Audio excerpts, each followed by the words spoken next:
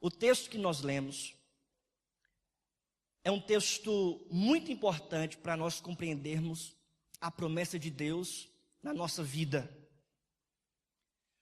Esse texto fala sobre o chamado de Deus na vida de Abrão, o pai da fé.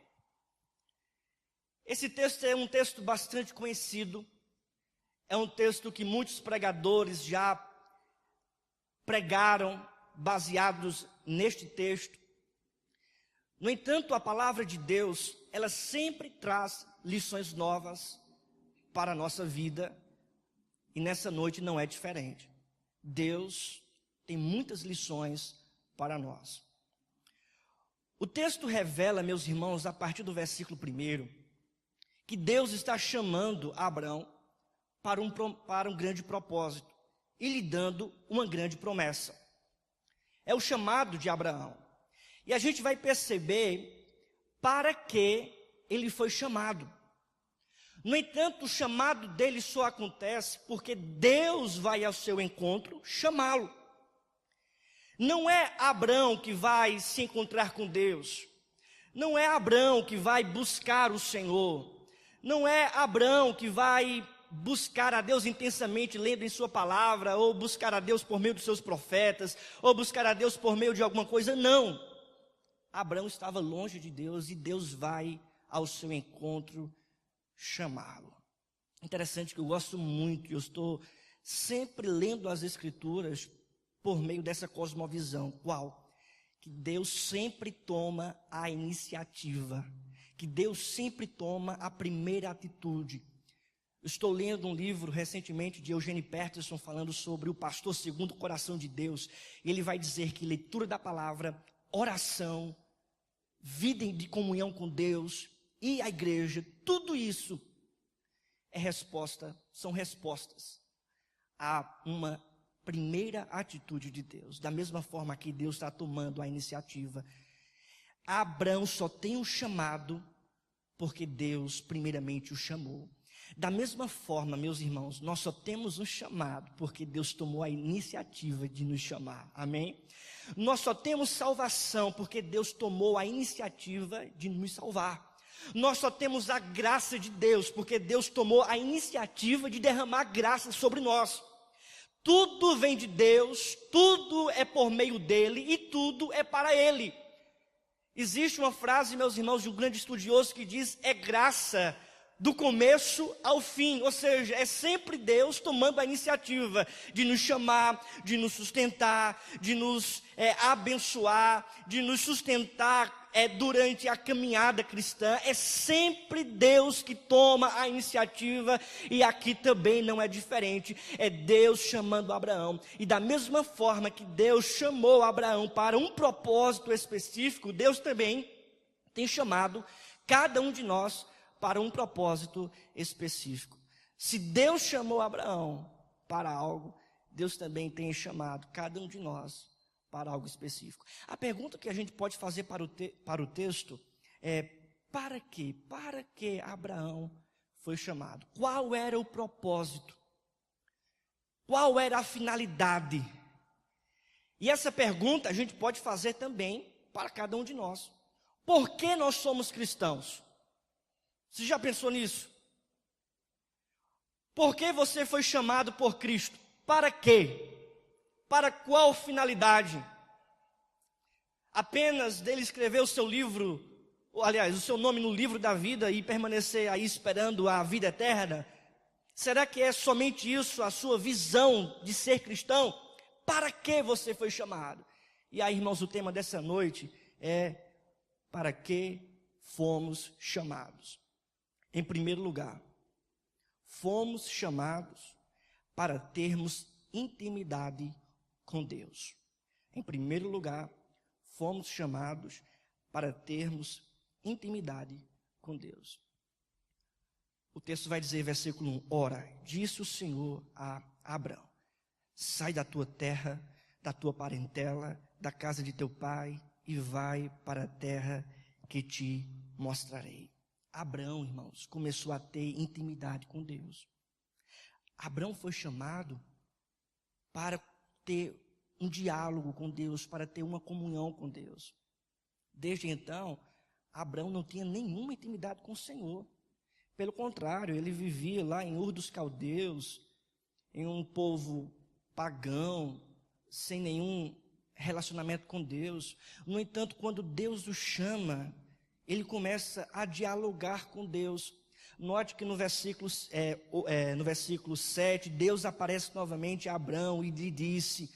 Mais à frente a gente vai ver sempre Deus falando com Abraão. No versículo 13, mais uma vez, sempre Deus está se relacionando com Abraão. Ou seja, um dos propósitos, uma das finalidades desse chamado foi de ter intimidade com o próprio Senhor. Da mesma forma, para que fomos chamados? Em primeiro lugar, para termos intimidade com Deus. Amém? Nós fomos chamados para termos intimidade com o Senhor, para termos um relacionamento com Deus. Deus, irmãos, chamou a Abraão para conversar com ele, para falar com ele, para dialogar com ele, para se relacionar com ele. Ele estava longe, ele estava de fato perdido, ele não tinha nenhuma comunhão com Deus, mas depois que Deus apareceu na sua história e o chamou para um propósito, ele começou a ter um relacionamento com Deus, começou a ter intimidade com Deus. Ele foi conhecido como pai da fé, ele teve, irmãos, comunhão com o Senhor, amizade com Deus. Da mesma forma, nós somos chamados para termos também um relacionamento com Deus, amém? A nossa vida cristã deve refletir isso, essa verdade, essa lição, de ter intimidade com Deus. Nós precisamos, irmãos, ter um relacionamento com aquele que é o onipotente, o todo-poderoso. Nós precisamos, irmãos, ter uma conexão com aquele que é eterno. Nós precisamos entender que Deus, o nosso Deus, aquele que nos salvou, aquele que tem orientado a nossa vida, aquele que entregou o seu único filho para morrer por nós, ele quer ter um relacionamento com você. Ele quer ter intimidade com você, ele quer conversar com você, ele tem saudade de você, ele sempre quer, irmãos, investir em um relacionamento com você. A nossa vida cristã não deve ser pautada por religiosidade, não é apenas você chegar aqui no culto para fazer os seus atos religiosos, vir para o domingo, dizimar, dar a sua oferta, ouvir a palavra e ir embora. Não é apenas uma religião comum, não é apenas atos religiosos, mas é um relacionamento com Deus, é uma vida de comunhão com Deus. Você fala, Deus escuta, Ele fala com você, você escuta a voz do Senhor, você começa a dialogar com Ele, Ele vai orientar os seus passos, Ele vai conversar com você, Ele vai falar com você por meios miraculosos, por meio da palavra. É um relacionamento, amém? É um relacionamento. Note que Abraão escuta a voz de Deus.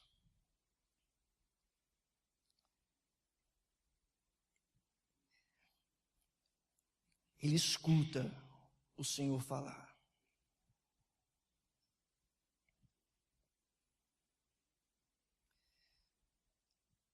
Um certo pensador,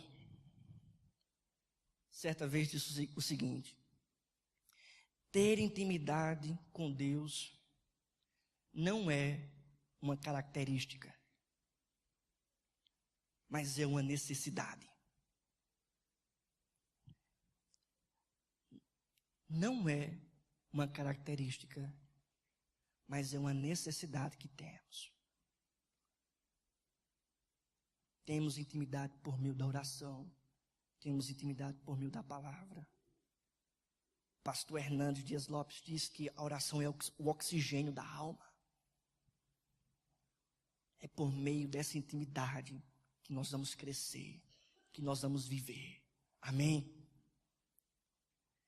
Meus irmãos, em segundo lugar, para que fomos chamados? Fomos chamados para termos uma vida de santidade. Para termos uma vida de santidade. Vamos ler todos juntos o versículo 1. Vamos lá? Em uma só voz. Toda a igreja, vamos lá? Ora, disse o Senhor a Abraão: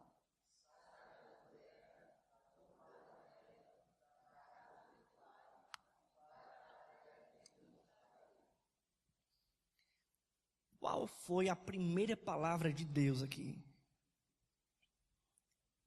Quem é o corajoso para dizer? Valmir, sai. Foi a primeira palavra aqui, ó. Sai. Sai da tua terra.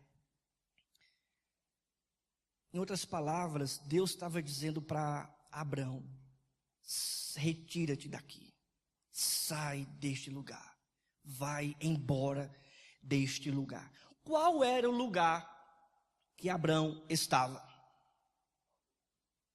Ur dos Caldeus. Mas o texto sagrado é específico em dizer este lugar. Ele vai falar lá no versículo 4, final do versículo 4, que tinha Abrão 75 anos quando saiu de Harã. Essa região, segundo os historiadores, segundo os estudiosos, e até mesmo segundo a própria palavra em Josué capítulo 24, versículo 2, diz que esta região era totalmente idólatra. Era uma região que servia e adorava a falsos deuses.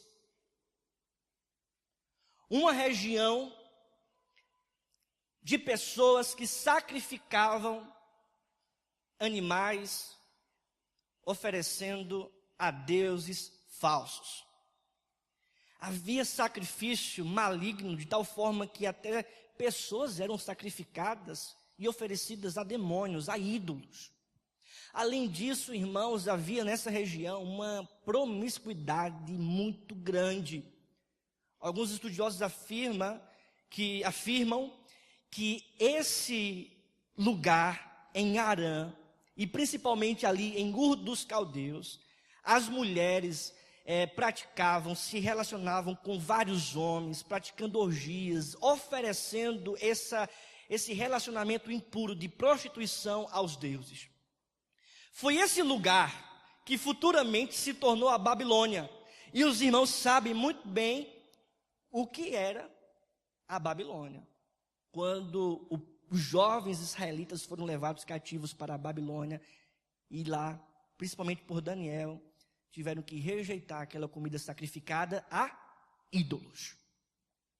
E aí Deus fala para Abrão e disse: sai. Em outras palavras, irmãos, Deus está aqui separando Abrão dessa terra de idolatria. Separando, retirando, removendo Abrão. E aí a gente entende o que significa o propósito de Deus. Deus estava com esse propósito, com essa ordem, santificando a vida de Abrão. Ou seja, estava separando. A palavra santidade significa separação. Santificação significa separação. Tem um estudioso chamado A.W. Pink, comentando esse texto, que ele diz que Deus tinha um propósito muito singular na vida deste homem, que era a santificação. Meus irmãos, Deus estava separando Abrão da idolatria. Deus estava separando a Abrão das impurezas. Deus estava separando Abrão daquele culto aos falsos ídolos. Deus estava santificando a vida de Abrão. Para que ele foi chamado? Para viver em santidade. Da mesma forma, nós somos chamados. Nós temos esse chamado para também vivermos, irmãos, em santidade. Amém? Separado da idolatria que o mundo tem nos oferecido. Separado, irmãos, do pecado. Separado das impurezas deste mundo. Separado de tudo isto. Amém? Foi para a santidade, irmão, para vivermos de acordo com a vontade do Senhor que Ele nos chamou. Ou você vive em santidade, ou você vive na impureza. Não tem meio termo. Um grande pensador cristão chamado J.C. Ryle afirma que não existe santidade sem luta. É luta contra o pecado, é luta contra o mundo, é luta contra os seus próprios interesses e desejos carnais, é luta o tempo todo. O próprio Jesus disse isso para os seus discípulos: negue a si mesmo, tome a sua cruz e siga-me. O apóstolo Paulo, ele escreve em sua primeira carta aos Tessalonicenses, capítulo 4, versículo 7, as seguintes palavras: porquanto Deus não nos chamou para a impureza, e sim para a santificação. Para que fomos chamados? Para vivermos em santidade. Para vivermos em santidade. Aí você pergunta, pastor, o que é santidade? Santidade é você renunciar ao pecado. Santidade é você tomar a sua cruz. Santidade é você dizer não às ilusões do mundo. Santidade é você dizer não aos seus próprios desejos carnais que vão de encontro à palavra de Deus. Santidade é você viver a vontade do Senhor, viver diante do altar do Senhor. Santo Agostinho, irmão, certa vez disse o seguinte: o pecado é o motivo da tua tristeza. Deixa que a santidade seja o motivo da tua alegria. Amém?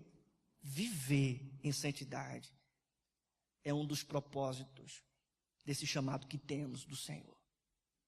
Terceiro lugar, fomos chamados para termos uma caminhada de fé. Fomos chamados para termos uma caminhada de fé. O texto vai dizer nas palavras de Deus o seguinte: sai da tua terra, da tua parentela e da casa de teu pai, e vai para a terra que te mostrarei. De ti farei uma grande nação, e te abençoarei, e te engrandecerei o nome, se tu uma bênção. Note que Deus está aqui, irmãos, preparando um caminho para Abrão. Está preparando aqui um caminho, ele diz, tem um caminho, você deve percorrer por esse caminho. Qual é o primeiro passo? Você deve sair da tua casa. O texto diz, sai da tua terra. Sair da tua terra, primeiro passo. Depois ele diz, da tua parentela, da casa de teu pai, e vai para a terra que te mostrarei.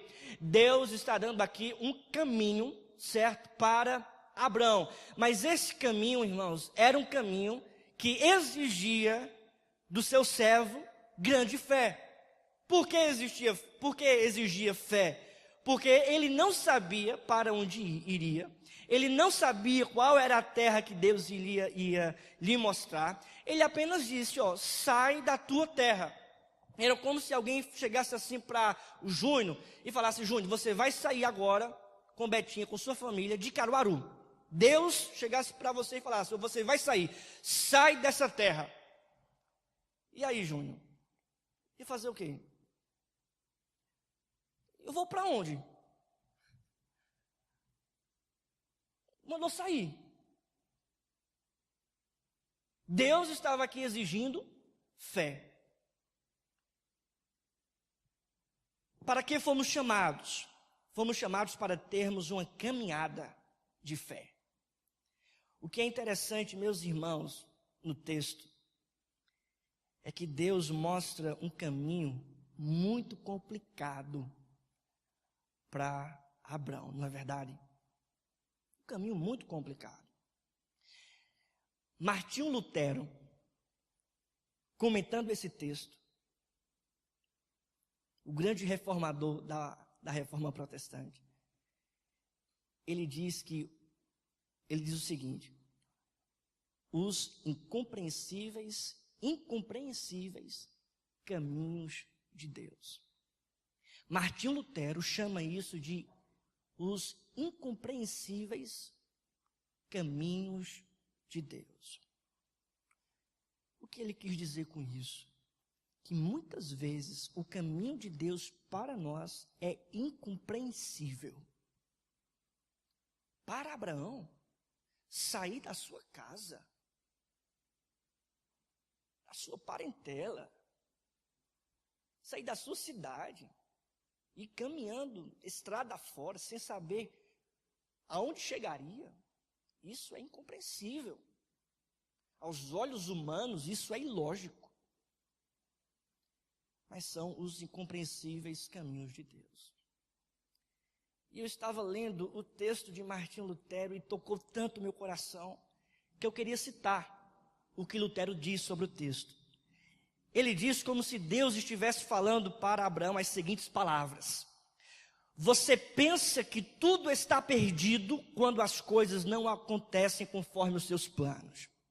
As coisas têm de acontecer não como você pensa, mas de uma forma que vai além da sua compreensão. Revista-se de falta de entendimento, e eu lhe darei o meu entendimento. O verdadeiro entendimento não é entender nada. Desconhecer o caminho para onde se vai é saber de fato para onde se está indo. Meu entendimento faz com que você não tenha entendimento nenhum. Assim, Abraão deixou a sua pátria sem saber para onde ia. Abandonou tudo que sabia, entregou-se ao entendimento de Deus e foi para o caminho certo, para o caminho de Deus. Amém? São os caminhos, irmãos, incompreensíveis de Deus que nós precisamos caminhar, que nós precisamos obedecer. Interessante que a fé, ela exige obediência. A fé, ela conduz à obediência.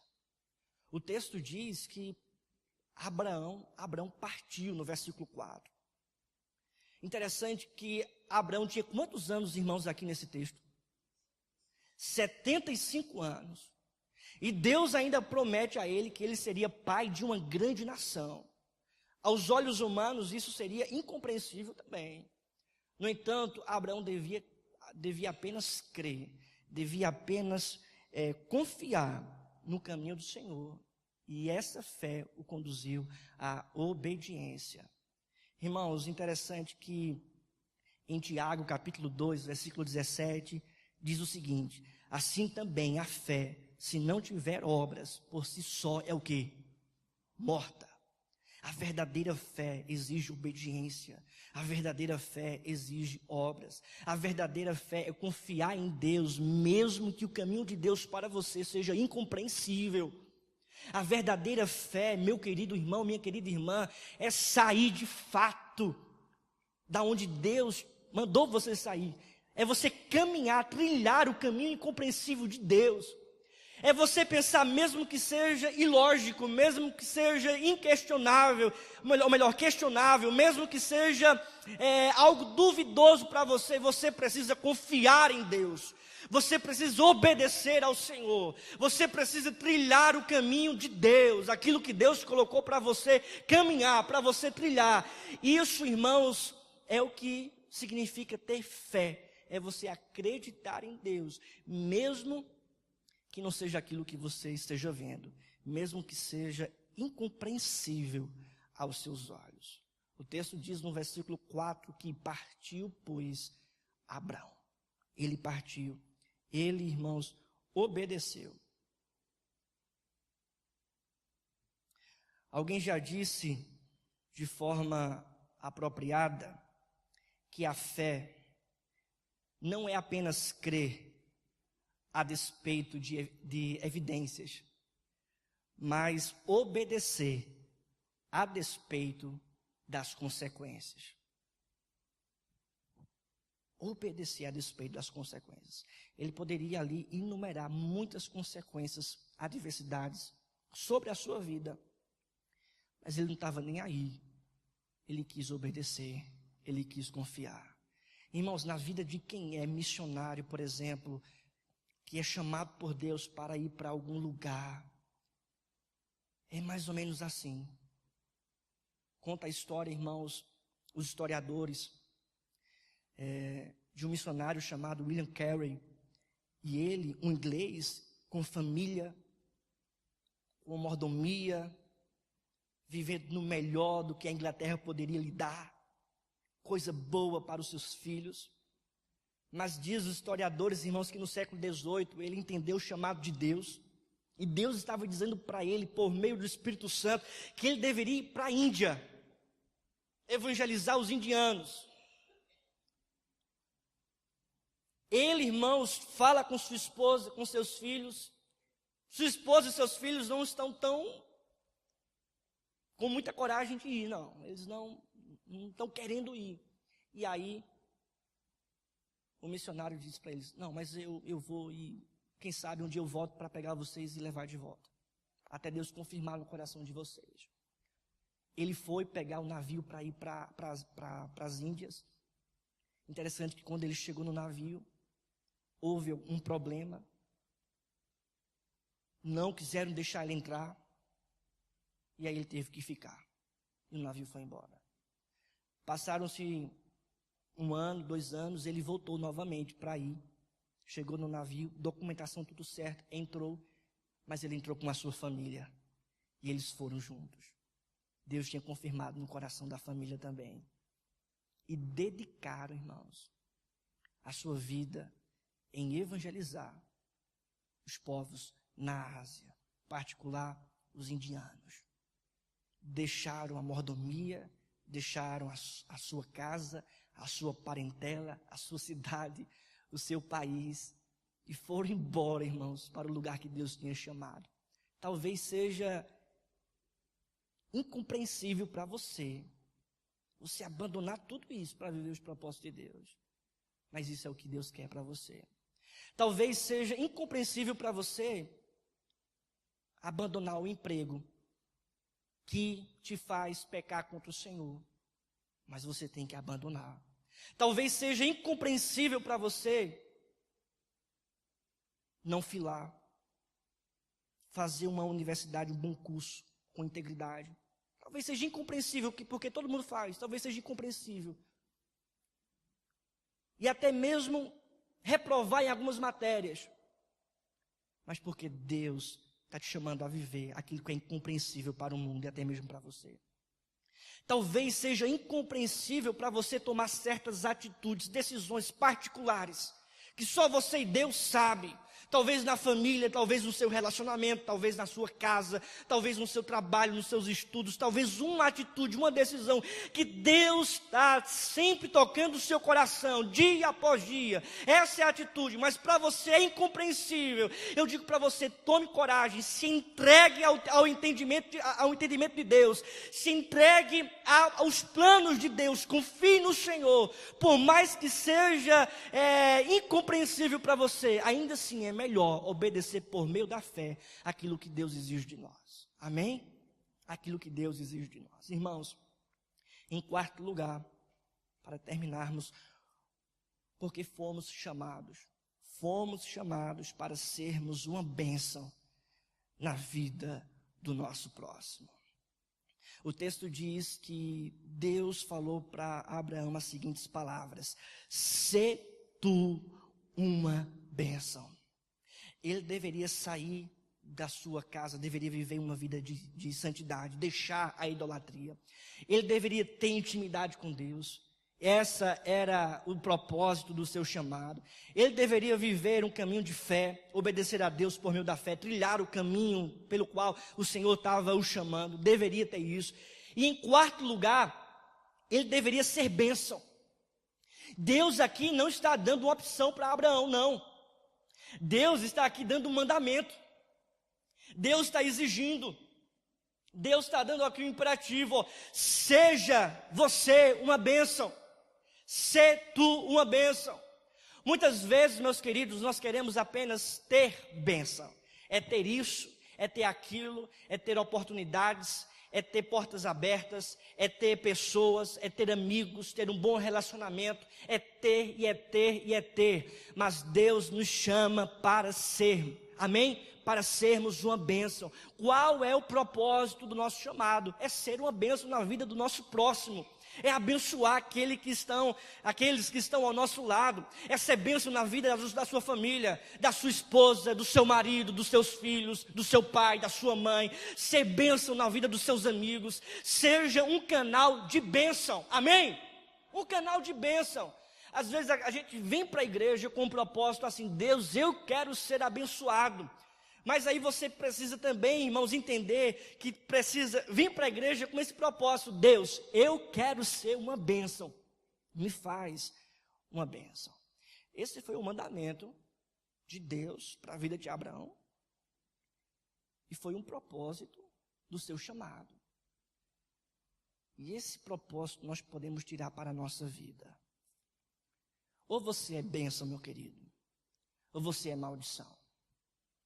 Não existe meio termo.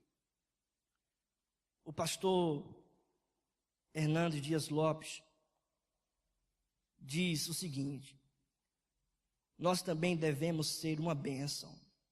Nossa vida nunca é neutra. Ele diz: somos aliviadores de tensões ou causadores de conflitos? Somos embaixadores da paz ou arautos de intrigas? Ou você é bênção, ou você é maldição. Quem é você? Veja, tem muita gente que é pedra de tropeço na vida dos outros. Tem muita gente que só quer ser maldição na vida dos outros. Tem muita gente que não perde a oportunidade de tocar na ferida. Tem muita gente que não perde a oportunidade de machucar. Tem muita gente que não perde a oportunidade de humilhar. Tem muita gente que não perde a oportunidade de fofocar.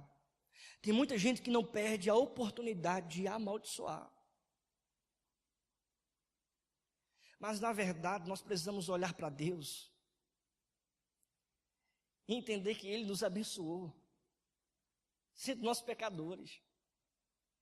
Abraão era um idólatra, vivia no povo de idolatria, e Deus mesmo assim o amou, o chamou, e foi bênção na vida dele e disse: agora você é uma bênção na vida dos outros. Da mesma forma, com aqueles que você pensa que tem uma certa inimizade, você deve ser bênção. Você deve amar pelo teu próximo, você deve orar pelo teu próximo. Você não deve perder a oportunidade de elogiar. Você não deve perder a oportunidade de estender a mão. Você não deve perder a oportunidade de cumprimentar, de abraçar, de orar. Você não deve perder a oportunidade de abençoar a vida do seu próximo, por mais que você pense que ele seja um inimigo seu. Porque foi assim que Deus fez. Éramos inimigos do Senhor, pecadores, como diz a sua palavra. Mesmo assim, Deus nos amou, como foi citado o texto de Romanos 5:8 por Tiago. Ele nos abençoou. Ele diz para você: sê tu uma bênção. Quer saber qual é o seu propósito? Quer saber por que você é chamado? Você é chamado para ser bênção na vida dos outros. Vamos nos colocar de pé e vamos orar.